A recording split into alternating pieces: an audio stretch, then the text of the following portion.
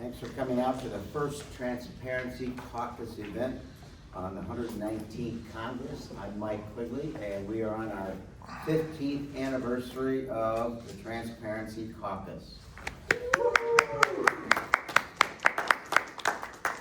Someday I'll come to a Transparency Caucus meeting and there'll be hundreds of people there.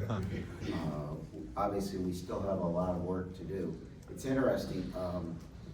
My party and occasionally Republicans have processes. Well, let's do anti-corruption bills. My message to both parties is if you want to deal with corruption, you got to do it through transparency.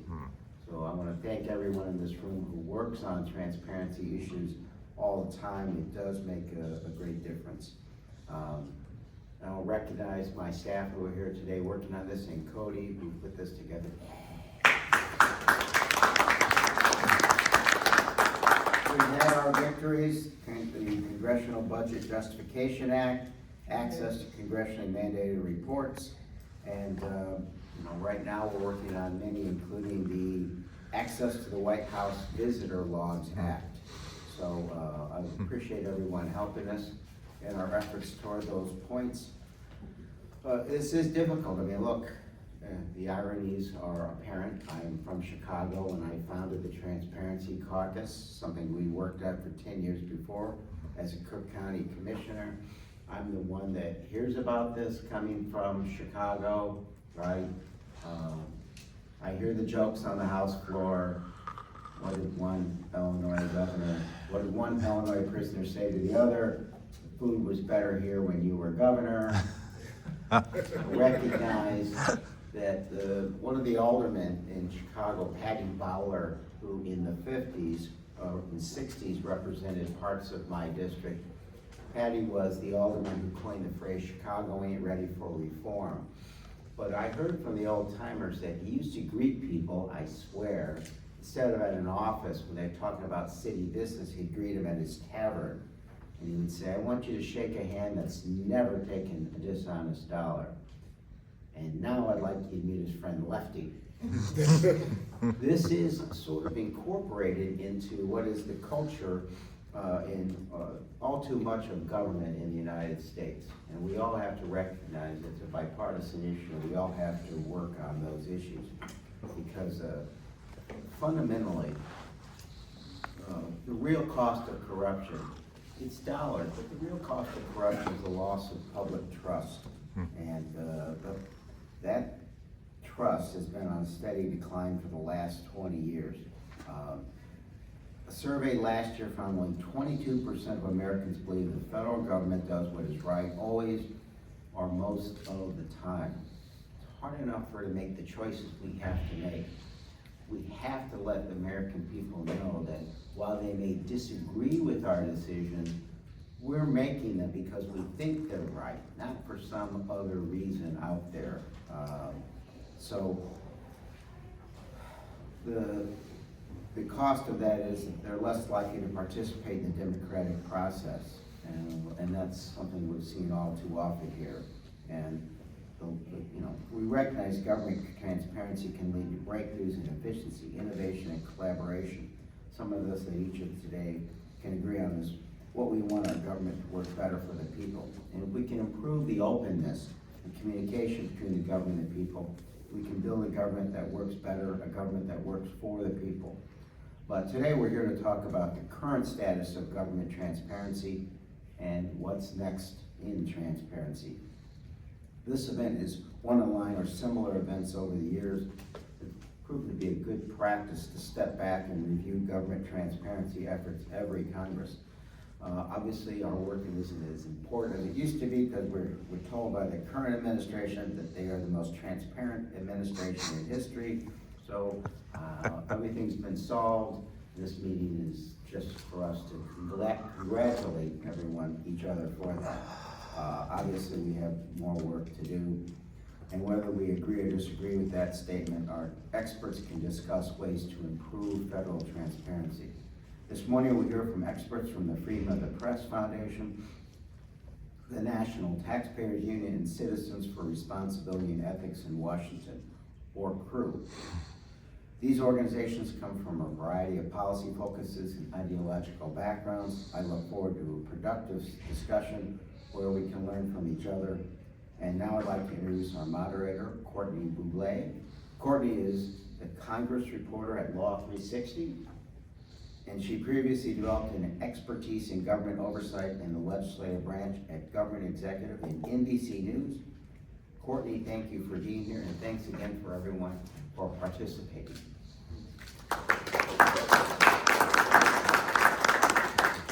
Thank you everyone for being here today. I know you have busy schedules, so we appreciate you taking the time out. Once again, I'm Courtney Bublé, Congress reporter for Law360. I'm so excited to be moderating this panel today.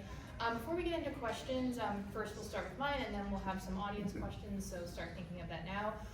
Let's do some introductions of our panelists. Feel free to talk about yourself, maybe some issues you're working on with transparency. So let's start here and go down the line. Start with you, Lauren. Hi everyone. I feel like I know most of you, but my name is Lauren Harper. I am the Daniel Ellsberg Chair on Government Secrecy with Freedom of the Press Foundation, a position established to try and fight government secrecy in all the ways that it is embodied. I think this is a crucially important thing to do because secrecy impacts our ability to interact with the government in every policy area that secrecy touches, which is every policy area. My main areas of focus are the Freedom of Information Act, the classification system, and improvements to the declassification process. And I also pay a lot of attention to Federal Records Act and Presidential Records Act issues. So it has been a busy couple of months. In terms of current projects, one of the things we've launched, if you are curious, at Freedom of the Press Foundation is a secrecy news tracker. Now this is a news tracker that tracks all the iterations of secrecy that have occurred since January. This could be something like deleting information from agency websites, abuses of the FOIA process, and so on. It's called the Classified Catalog. Feel free to check it out.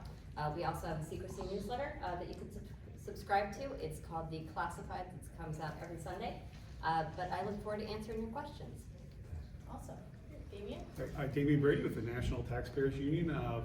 Most of the work I do is with our foundation as the director of our Taxpayers Budget Office. We work a lot on making sure that members have good information from the Congressional Budget Office as they're working on new proposals. Earlier this year, we put together 25 reforms for enhancing transparency and accountability at the Congressional Budget Office. Lots of ideas of legislation that's already been introduced, and Representative Quigley talked about trust and how that can erode public faith in institutions.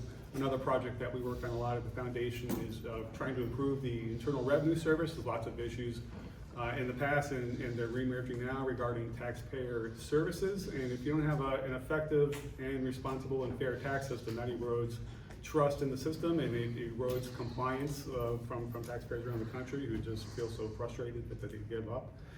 And Representative Quigley also talked about corruption. Another big area that I work on is showing transparency on the perks provided to former presidents and trying to limit those that have been provided to members of Congress who are found guilty of corruption. NTU has been working that for decades, and exposing the amount of money that were going to members in jail helped lead to the Honest Leadership and Open Government Act being passed in 2007, and it listed a number of corruption-related crimes that should result in pension forfeiture if a member is convicted. The list of crimes was then strengthened in the Stock Act. But then when Chaka Fattah was arrested and put in jail, we realized in 2017 that they don't lose their pension until they're actually finally convicted. So that means they can sit in jail and file appeals and still collect, it gives them an incentive to do that and still keep collecting their taxpayer-funded pension. So wrote about that. A week later, Claudia Tenney introduced the bill that would reform that after she was out of Congress. Bipartisan support from Jackie Rosen and Rick Scott in the Senate helped to get that enacted into law last year. So the last piece of transparency we need for that is from the Office of Personnel Management, because they do not provide any, they haven't responded to any of my emails since 2020 regarding how they're enforcing this, because Chaka Fattah is out of jail, he's got no more appeals, but we don't know if he's still getting his congressional pension or not. So I look forward to the questions today in the panel. Thank you. Awesome. And then lastly, Jason? Yes, I'm Jason Powell. I'm the Policy Director for Citizens for Responsibility and Ethics in Washington, also known as CREW. CREW is a nonpartisan, nonprofit government watchdog organization that's committed to fighting corruption, protecting democracy, and building an ethical and accountable government. For about 2 decades, CREW has worked to promote transparency in government. We appreciate having had the opportunity to work with policy makers like Congressman Quigley and other members of the Transparency Caucus who understand that sunlight in government is essential to the functioning of our democracy.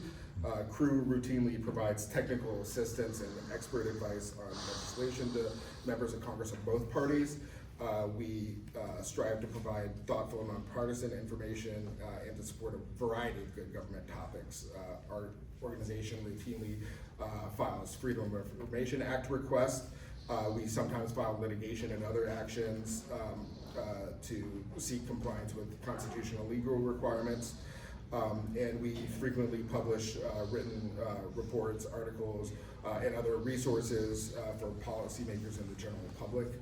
I became CREW's policy director earlier this year, but the majority of my career I was a staffer in the House. I worked for several members of Congress and committees, including the House Oversight Committee, and I'm proud to say that I was able to work with Congressman Quigley in 2011 and 2012 while he was the ranking member of the Subcommittee on TARP Financial Services and Bailouts of Public and Private Programs. So I'm excited to be here. I've worked in the executive branch as well for the Department of Interior and the Consumer Financial Protection Bureau, and CREW and I are happy to provide a voice in this conversation. Awesome, great. So let's start with the questions. First, we're going to talk about FOIA, the Freedom of Information Act, which I think we all have a love-hate relationship with due to the backlogs and delays oftentimes. So Damien, I want to come to you first, because your colleague, Pete Sepp, who's the president of your organization, published a piece last week about FOIA at the IRS in particular, but we can talk about FOIA. Overall, I just want to use this as a starting point. So he wrote, quote, "Once a vital tool for public accountability, FOIA at the IRS has quietly deteriorated into dysfunction, delaying access to records, and undermining confidence in the agency's fairness. Designed to promote transparency and open government, FOIA gives taxpayers, journalists, and legal advocates the right to access federal records." So can you elaborate on this issue and explain what you would like to see fixed? And then other panelists would love if you could jump in and talk about your thoughts on FOIA. Yeah, sure. So this all stems back to the IRS enforcement activities, and a couple of companies that were targeted by them were pretty sure that the IRS was backdating records to file penalties on them. And there's a statutory requirement to protect taxpayers from abuse, so that way you can't use the threat of a penalty as basically extorting action from a taxpayer. So there's set laws. So that you're supposed to get, an agent is supposed to get a signature from their direct supervisor, and there's some different interpretations on the timing of it, but you can't be going back and just backdating things. And so they're trying to get information from the IRS through the FOIA process to find information about this, but I think it's been going on for a couple of years now, and the IRS has been very hesitant, resistant to releasing any of this data. And Pete talked about how this goes to the FOIA. You can appeal when a FOIA gets denied to the Office of Appeals within the IRS, but they have a really high rate of not overturning the initial denial of a FOIA request. It's like 98% of the time they will continue to resist allowing that information forward. So it's a very troubling. As talking about eroding trust in the taxpayer in the tax system. We need to have open access to what the IRS is doing, and the IRS needs to do a better process of tracking how they're going about getting a supervisor's signature approval for a penalty. They had proposed a rule last year that really weakened the requirements and made it much easier for pretty much anybody within the IRS to sign off and approve the penalty. Along with NTU, along with Nina Olson, the former taxpayer advocate, presented some alternatives to the CBO, to the IRS at a hearing, including better documentation, better training of their staff. And the IRS ironically said that those would be laborious formalities, which is really rich coming from an agency that imposes 7 billion hours in taxpayer compliance to our tax code. Thanks. Lauren, Jason, either of you want to jump in about FOIA? It doesn't have to be IRS specifically. I definitely do. It's All right. So I have filed FOIA requests with every entity within the government that accepts FOIA requests. I have also briefly served as a FOIA officer for the Department of Commerce's Bureau of Industry and Security. And I think the reason that we all have a horror story with FOIA, no matter which agency that we're dealing with or which bureau or component, is because it is systemically broken. There have been problems with FOIA that have been going on for decades, but I really think that the biggest existential crisis right now for FOIA is the staffing of FOIA offices. I think the reductions in force that we're seeing across the government right now are really compounding resource problems that FOIA offices have been dealing with for decades. And I think another underlying issue when we talk about whether or not FOIA is effective is the preservation of federal records. I think another thing that we need to pay attention to is the destruction of records and also agencies discontinuing the practice of maintaining certain records. You cannot get a FOIA response if an agency has destroyed those documents or if an agency has opted to stop creating those records. But I think in terms of things that we could practically do to help FOIA work better is to really pay more attention to FOIA's proactive posting requirements and actually ensure that agencies are posting things like, calendars for agency heads, 10 biggest contracts, inspector general reports, things like that, to reduce the burden for those FOIA requests that are coming in. But I think the staffing levels for FOIA offices is really the existential issue right now. So, I guess I would jump in on that point as well. CREW has actually, in April, filed a lawsuit to compel the CDC and HHS to comply with FOIA, essentially because as part of DOJ's efforts to reshape government on April 1st, CDC's entire FOIA office was suspended without prior notice or without a plan for how that the statutorily required FOIA work would continue. The CDC is not able to respond to new requests, not able to process existing requests or make statutorily required proactive disclosures. So that's been a real problem, as well as meet litigation deadlines. So we are in the midst of this litigation. I think our initial FOIA was regarding the suppression of information on the effect of vaccine rates on measles spread, but we got an automatic reply that said the FOIA office had been placed on administrative leave and it's unable to respond to any emails. So we are currently engaged in that litigation, so that's something that we're trying to address. Yeah, the other thing I wanted to add is when we talk about FOIA and the problems with FOIA, we talk about it a lot from a requester's perspective. But it's also something that impacts Congress because these FOIA offices are also often the offices that are responding to requests for information from members of Congress, as well as responding to GAO requests. And there was a letter that Representative Connolly sent before he passed to two different agencies, basically asking how they were going to make sure that they continued to administer their FOIA offices appropriately. He asked 7 or so questions, pretty detailed questions, and asked for a response by at some point in April. So one of the things that I did is I filed FOIA requests with all of the agencies that Representative Connolly had filed a FOIA request for their responses to Representative Connolly.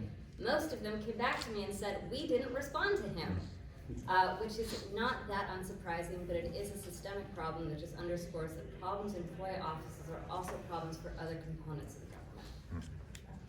And I guess transitioning to talking about Congress, as we are on the Hill, there have been a few bills introduced over the years that would make the judiciary subject to FOIA. Obviously, it's a branch of government, but it is not currently. Any thoughts on that, on how that could theoretically happen, and would that help improve transparency in any way? Does anyone want to tackle that? From my perspective, my focus is on the executive branch, and that's obviously, I think the FOIA as it exists for the executive branch is actually pretty good. The issue is compliance and enforcement. I do not have a lot of faith that we would necessarily see FOIA applied to the judiciary, but there is an executive office in the judiciary branch that is subject to FOIA, which is worth noting. But I don't foresee FOIA being applied to the judiciary or the legislature at all. Well, transitioning to another bill, the Congressional stock trading ban has gotten support on both sides of the aisle, including from President Trump. There's been various bills introduced in recent years on this. Jason, I'm going to come to you first. Where does this stand, and could we see this enacted in the next year or so? Well, so I hope so. I think we crew has been doing a lot of work to support this effort. As you mentioned, President Trump has signaled support that he would sign a legislation. The Speaker Johnson and the Minority Leader have also signaled their support for this. There have been a number of bills. However, there is a group of members that are working together right now, hopefully to cobble together a comprehensive legislation, a comprehensive bill. We have we've been looking at this for a while. There have been many reports over a number of years of members of both parties making questionable stock trades, and it really it's the appearance of impropriety that is the issue that I think we really do need to address. So we sent a letter last week along with 10 other organizations that outlined a framework of the essential components of a comprehensive bill that would address this. It would those components being that it would ban stock trading, trading or owning stock or other securities, with limited exceptions for mutual funds or ETFs. That it would apply to spouses and dependent children. That any exception for qualified blind trust would be a truly blind trust. So, this is something that has, come up with, in some legislation in the past where, the idea is that it's not a family member, that it's not a close associate that's running the trust, and that the trustee would divest the assets when they go into the trust, so that the member of Congress doesn't know what's really in the trust, or can't predict what's going to happen with their financial interests. And then also enforceable and efficient enforcement mechanisms, and then also making sure that there's not overly broad loopholes that allow for investment in private, large private companies. I think there's the example of the Jimmy Carter's peanut farm. I think members have tried to work in exceptions for their own small businesses, but that shouldn't be any business that hasn't had an IPO. So I think so. Those are some of the components that are being discussed, and we know that there really is a bipartisan group of members that feel strongly about this and are working hard, and I think we expect to see something relatively soon. Great, Jamie? Yeah, I'll follow up on that. Yeah, I definitely agree with that. This is an issue that erodes trust, right? Because there's a profile on X or Twitter, Trading Whales, and he highlights how some members of Congress are doing quite well, better than the average person. So something like this is very important to help restore trust in the system. A big concern we have about that is I think maybe one or two of the proposals does not allow for a blind trust. We think that's important because we don't want a disincentive to good, talented people running for office, but otherwise it's an excellent idea to help promote transparency and accountability. I guess a follow-up question on that.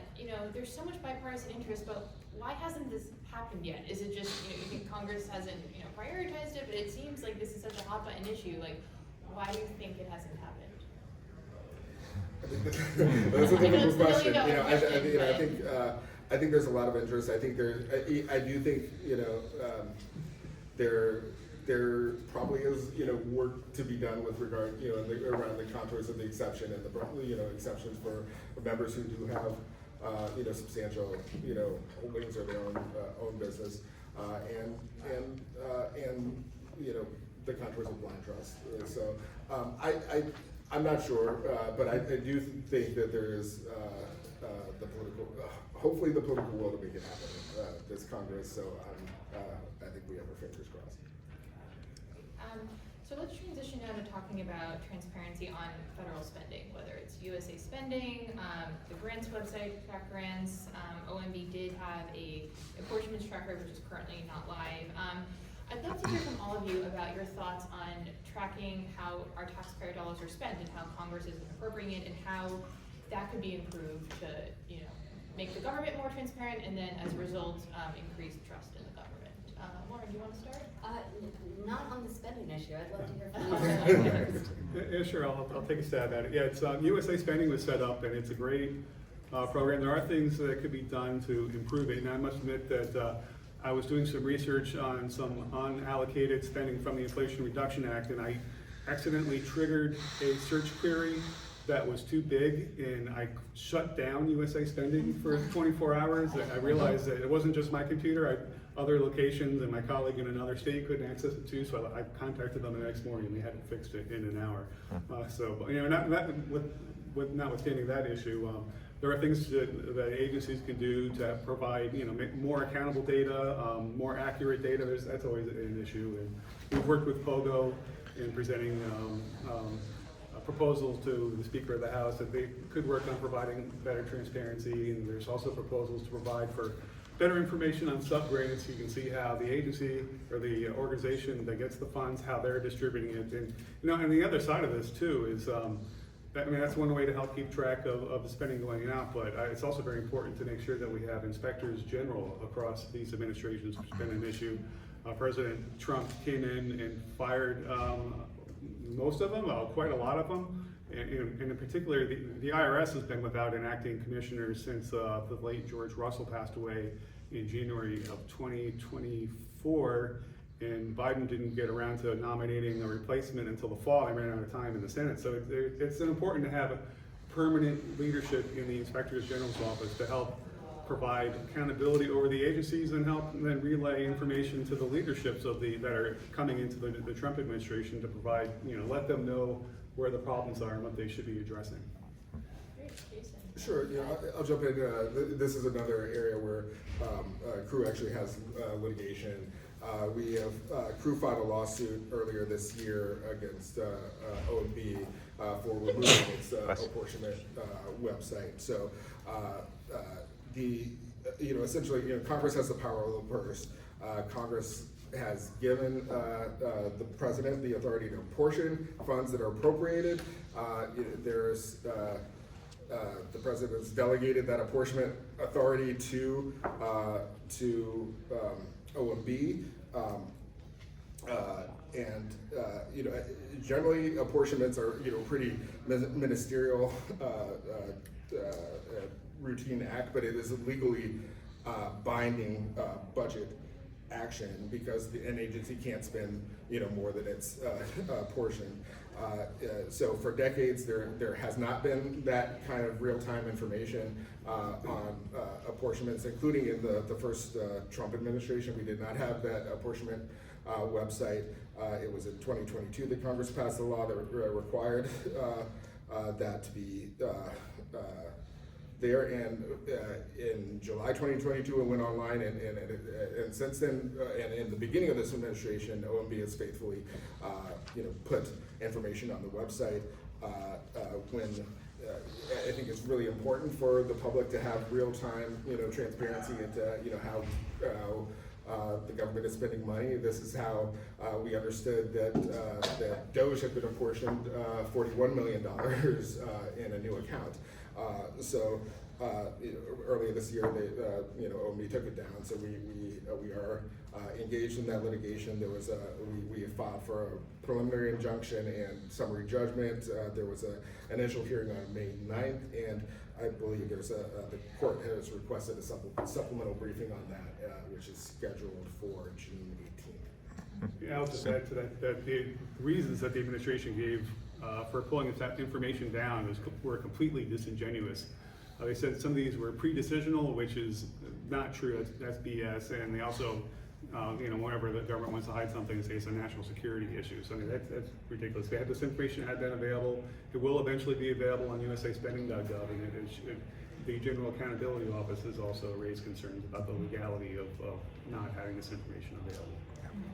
I wanted to follow, Damien mentioned something so important, which is the inspectors general's vacancies. I think now, when Trump first came in, he fired 15 right out of the bat. I think it's now 18 or 19. This is a problem on its own, but we're also seeing acting inspectors general at places like USAID. There was a report in the Washington Post earlier this year that they were not issuing and they were not releasing reports on, for example, distribution of aid in Gaza because they didn't want to incur any more retaliation from the Trump administration. So the lack of independence from inspectors general is a problem, particularly when you've got an acting inspector general. But it's also, you know, there's been a lot of attention because Trump fired so many all at once, but vacancies within IG's office is a long-standing problem. You can go to CIGI, which is the Council of Inspectors General, I'm forgetting the entire name, but they have a tracker of how long vacancies have been in place at certain inspectors general. One of them is, I think it's upward of more than 700 days, so it's a long-standing problem. For sure. Lauren, I'm going to come to you again. You were talking about federal records preservation in your opening statement. We just went through a presidential transition, so you know things are changing on websites. Obviously, there's a handover of officials. What thoughts and/or concerns do you have about, I guess, the state of federal records preservation? And is there any legislation you have your eye on to maybe shore up this process, especially as we're seeing, you know, new social media platforms crop up every day, and new forms of communication such as Signal?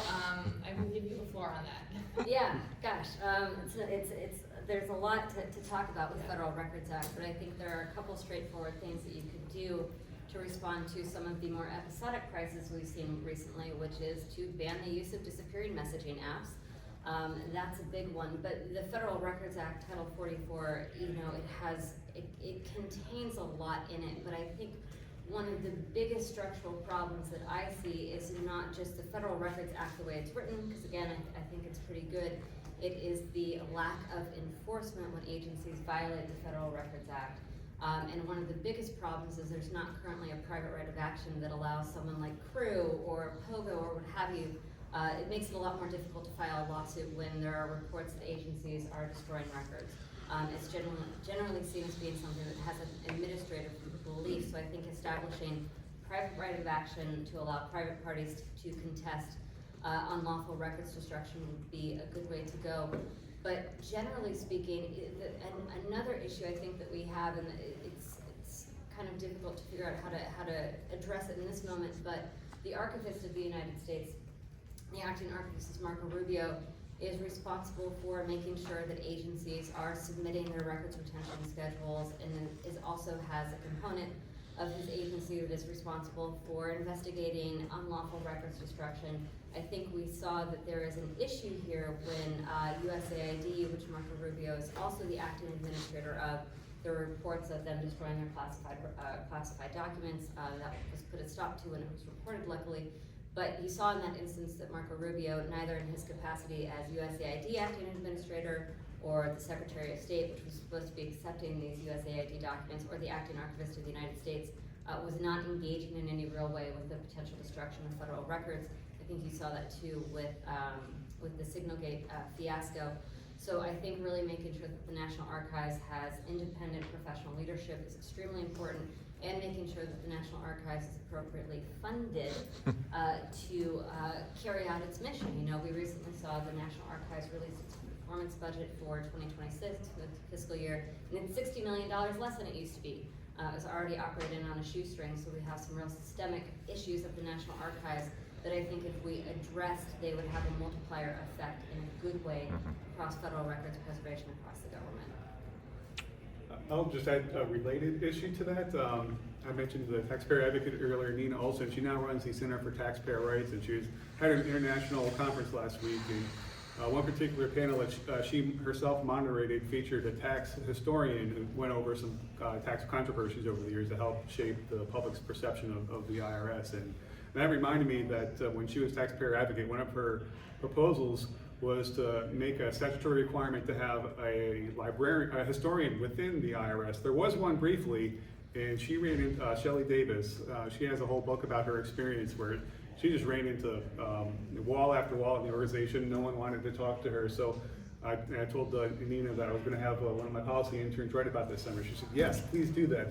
You know, have someone on the inside to help provide some lessons about what's working, what's not working, so that, you know, we have, the IRS just kind of does stuff and moves along. It would be good to have some permits there. Gotcha. Jason, any thoughts on this? Yeah, I don't think I have anything to add. Gotcha. Great. I think I'm gonna squeeze in one more question and then I'll turn to the audience if you guys have questions. So my last question for you all is, what is the low-hanging fruit in this Congress and in this political climate for transparency legislation to be enacted? Is there a specific bill you think could happen fairly easily? I know we talked about the congressional stock trading banners. Is there anything else you think that could happen without too much strife? I'm happy to- Yeah, you can go first. You know, there have been iterations of FOIA amendments that have kind of been circulating through, you know, FOIA committees, and I think that there are a couple low-hanging fruit items in those, and that has to do with taking advantage of beefing up the proactive posting requirements of the FOIA. For example, you know, proactive posting of agency head calendars. That would be a big one. You know, we got a lot of FOIA requests for agency calendars, and it was really difficult to actually put this on the website, but if you had actually the teeth of like the law specifying that you had to do this, that would have been easier. I think also posting unclassified inspectors general reports. These are things that are fairly uncontroversial and would be easy to do. Great. I'll highlight two reforms that I have in my paper on CBO. One is a bill from Representative Michael Cloud called the Cost Estimates Improvement Act. And this would make sure that CBO's cost estimates include debt financing impact from legislation. So it would be really easy for CBO to implement this. They already basically have a rule of thumb, and there's a calculator that you can download, plug in numbers to it. You know, for one example, for every $10 billion in spending in 2025, adds an additional $4 billion in debt interest costs over the decade. So having that, you know, would be very valuable to get a more realistic picture of the budgetary impact of legislation. And another one that should be very easy is a bill by Representative Spuddy Carter and Estes called the Health Panel Act. This CBO does have an informal panel of health advisors, and a lot of people have concerns about with the methodology that CBO uses for its healthcare estimates. So this would just codify that into law and you know, make sure that this institution will be there going forward and give it some additional requirements. Just a follow-up question on that. The first thing you mentioned, is that something that could be included in the budget reconciliation?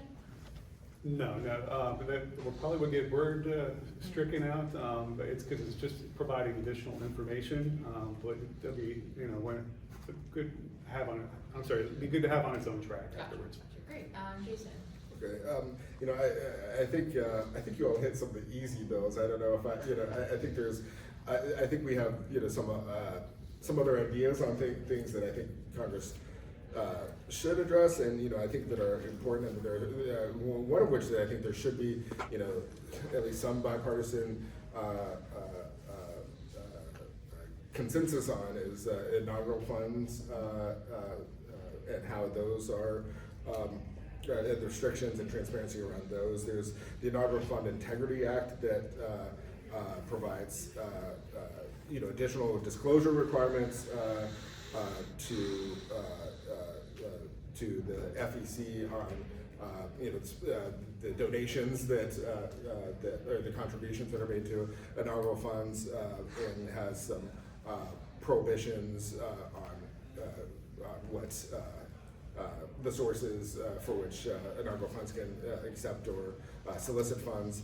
You know, essentially, this is an area where, unlike general campaign finance, it's a place where the current framework permits a president to receive huge monetary gifts from interests really looking to gain favor with the incoming administration. You know, corporations and individuals have written 6-7-figure checks to the inaugural committees. It doesn't have the same contribution limits. It doesn't have the same disclosure requirements as other, you know, as campaign contributions. So, you know, I think this is an area where I think there can be some agreement on that. You know, other areas that I think we would also, you know, highlight. Congressman Quigley mentioned the you know, White House visitor laws. I don't know if that's, you know, something that, you know, gained you know how much traction there would be, you know, to actually enact it in this current administration, but I think it's something that's very important, and that is to codify more,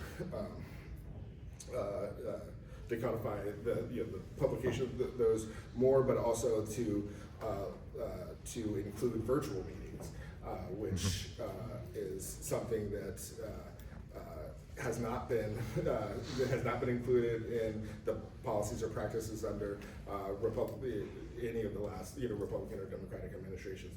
President Obama, President Trump, or President Biden did not have the practice of releasing virtual records of virtual meetings, and that's become more of a commonplace since the pandemic.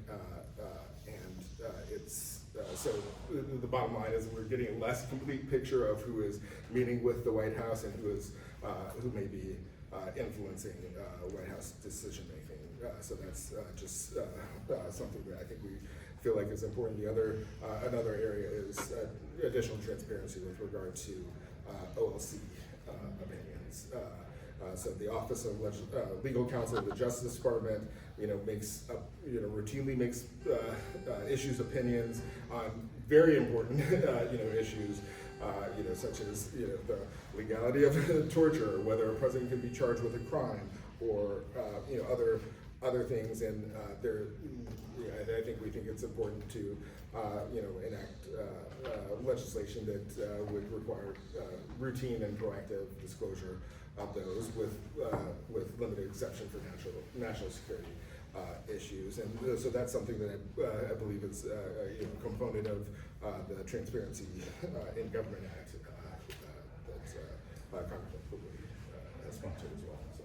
I appreciated all the points that Jason just made, especially about the White House visitor logs and the OLC opinions. Something else that also I think we could take more seriously is transparency around contributions to presidential foundations. We've seen a lot of issues around contributions to the Trump Presidential Library Foundations. There are now 2.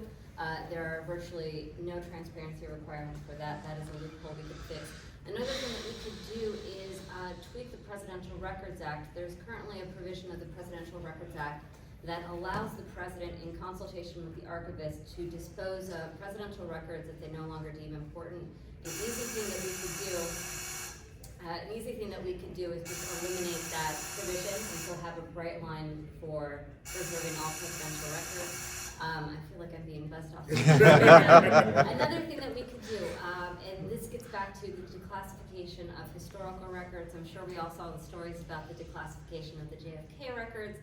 Went a little bit askew, and I think that speaks to some of the stuff that's going on at the National Archives. But one of the things that we could do is we could give the National Archives, the archivist, and the National Declassification Center the authority to declassify other agency records that are of a certain age, like let's say 30 years old.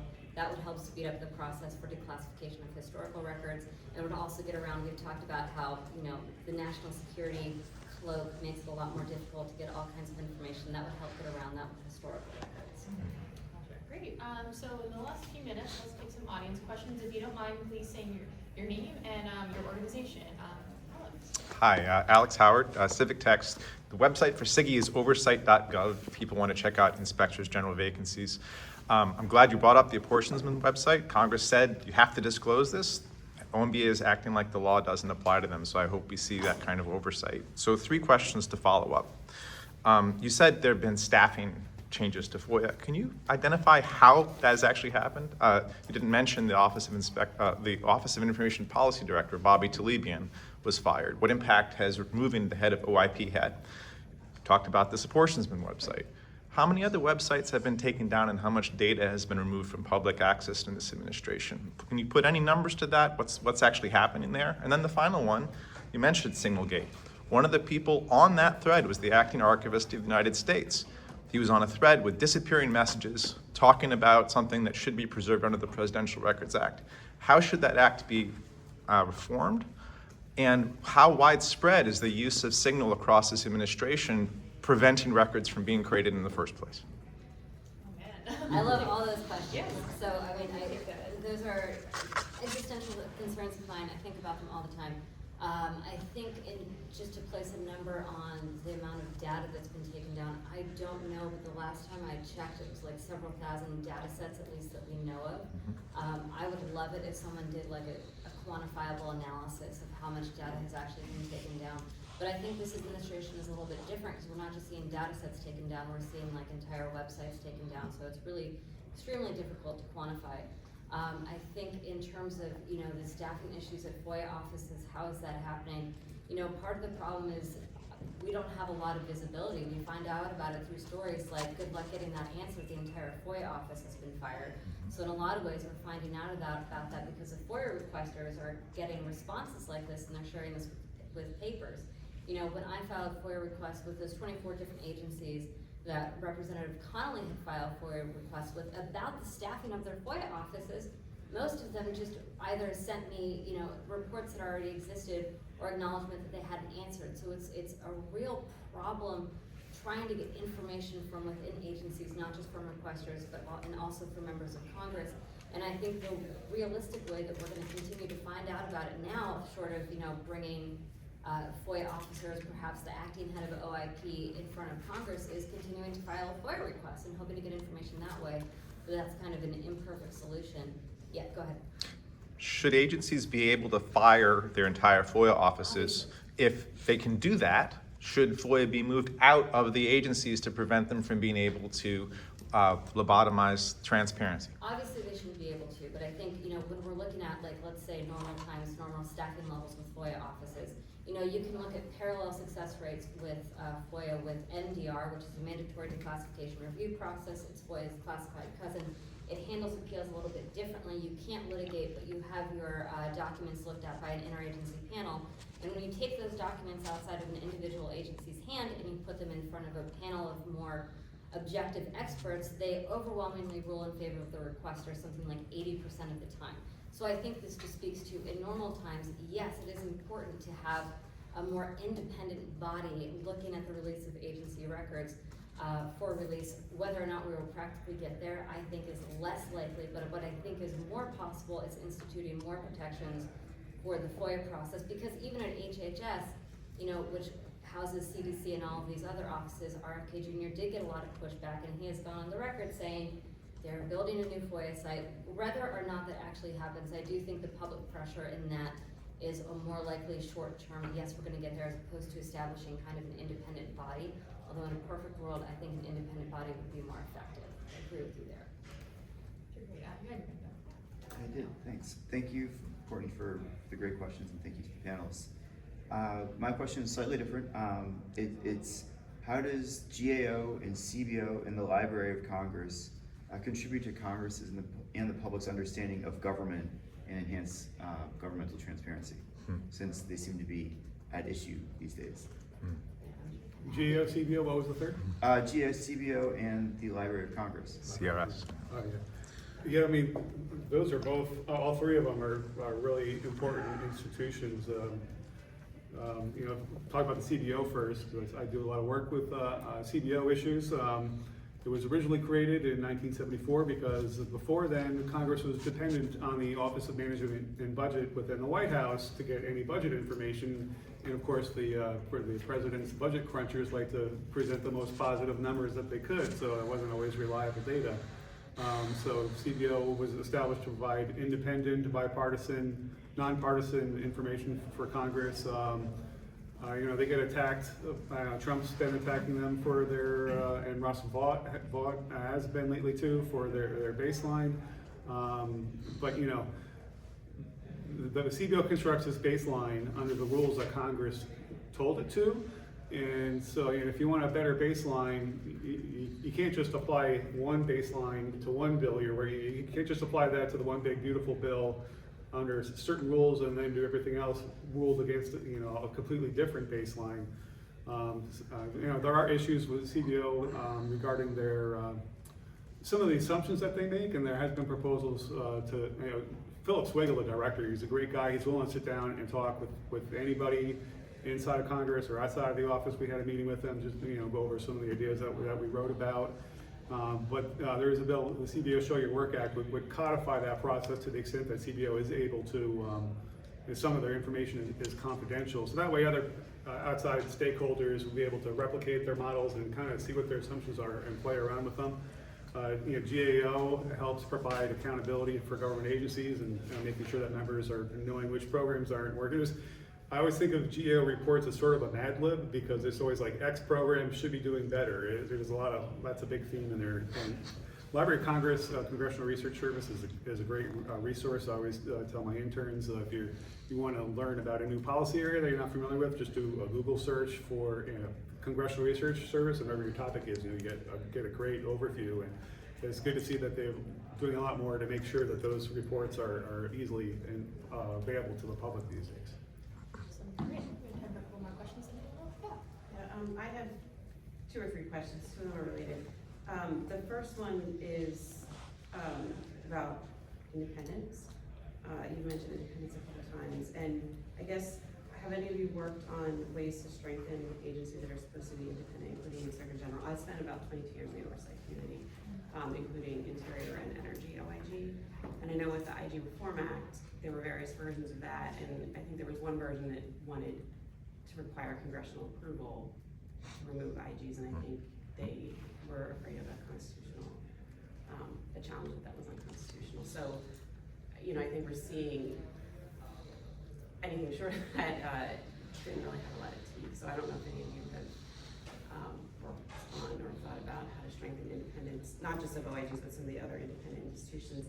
And then Lauren, specifically for you on enforcement, you've mentioned a couple times that the laws are robust enough, but there's not enforcement. And I think we've seen that also in the IG community with enforcement of our findings and implementation of our recommendations. So do you have a sense of what the problem is, why things are not being enforced, and then how to encourage more enforcement of laws that should work if they're implemented? I'll speak to the second part first. Enforcement and compliance, at least in the FOIA world, have been the real Achilles heels. That's been the problem. And I think what I've witnessed is, especially in the last few years, the way that you're getting enforcement is when you go to court. And of course, that is not a systemic fix. It fixes certain things with certain cases, but that has really been the most effective path. I think something that might help with enforcement, just using FOIA as an example, is having more regular FOIA oversight hearings. We had one this year, but I don't think we had one prior to that since 2002 or 2022, excuse me. So there were a couple of years there where there were no FOIA oversight hearings. And even the most recent one in 2022 didn't have a requester panel to kind of balance the perspectives that members of Congress were getting from the Department of Justice's OIP. So I really think active engagement from the legislature on issues like FOIA is extremely important. Agencies, I remember briefly my time in the agencies, they take that very seriously. So I think if you regularly hold those hearings, that's a great thing. And I also think, when members of Congress send letters to FOIA offices, for example, and say, I want this information by X date, I usually have to go to those staffers and say, did you ever get a response from that agency? The answer is usually no. So one, I would, if I were a member of Congress, I would publicize that more, and because that would also help the requester community and the advocacy community highlight how deeply entrenched a lot of these problems are.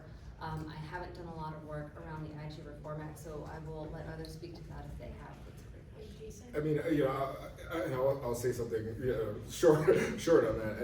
I think one issue is, there is a provision in the law that they require congressional notification for the removal of the prior congressional notification for the removal of inspectors general. There are several other independent agencies that have statutory provisions that require that the removal be for cause, and those have not been followed. So I think it's a challenge to think of different mechanisms to ensure independence and to protect IGs and make sure that they can function independently and without risk of retaliation or being fired or things of that nature. So I think we're continuing to think about that going forward. But I think there have been provisions in the law so far. So I think we'll just have to consider that. Can I ask a follow-up question on independence? Because Daniel, you mentioned that CBO was created in 1974 in part because they weren't getting information they needed from OMB. Do you know if there have been any discussions about creating additional independent congressional agencies, because they seem to be the ones that are most insulated right now, you know, in terms of providing information to Congress that is not coming out of the executive branch? I haven't heard of any proposals like that, but just going back to the Inspector General issue, I was talking with Faith a while ago at POGO about a proposal to codify the selection of a temporary Inspector General, so reach out to her for more information about that. I'm not sure where the status is. I can answer the question. Oh, great. So Kevin Kosar at AEI and a colleague whose name is now escaping me proposed creating an independent regulatory oversight entity. So just as you've got OIRA inside the executive branch, that there would be a congressional review agency that would be responsible for helping Congress to oversee the regulatory process. There have also been discussion about reestablishing the Office of Technology Assessment, which provide technology assessments for the legislative branch. It was defunded in '95. Some of that work has been taken on by the STAA inside the GAO. So not all that work is being done. And there was finally discussion about making CRS independent from the Library of Congress, which it is not currently. Did you want to mention OSC? The head of the Office of Special Counsel was removed despite not providing for cause, despite Congress putting that in. Whistleblowing didn't even come up, but it's an important part of transparency, and I'm very concerned, many people are very concerned about the impact of that on that in this administration.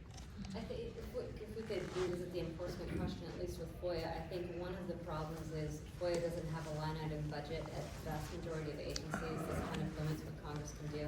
I know the Interior Department is slightly different, but I think if you want to look at how Congress in particular can make sure that FOIA enforcement is more effective and being administrated better, you have to take a realistic look at funding it.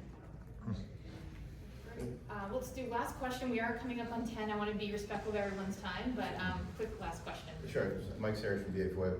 Just want to word of support for Lauren's discussion about congressional hearings and requests to offices. At VA is taken very seriously. We cut backlogs 90% of VHA because of pending legislation. Staffers that care at different agencies use that congressional attention to leverage action and leverage results, leverage budgeting.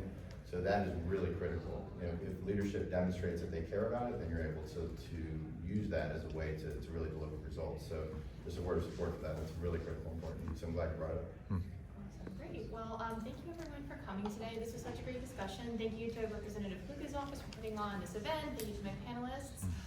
This won't be on Netflix after, but it will be on YouTube, thanks to Alex Howard. So have a great rest of your day, everyone. Thanks for coming. Thank you.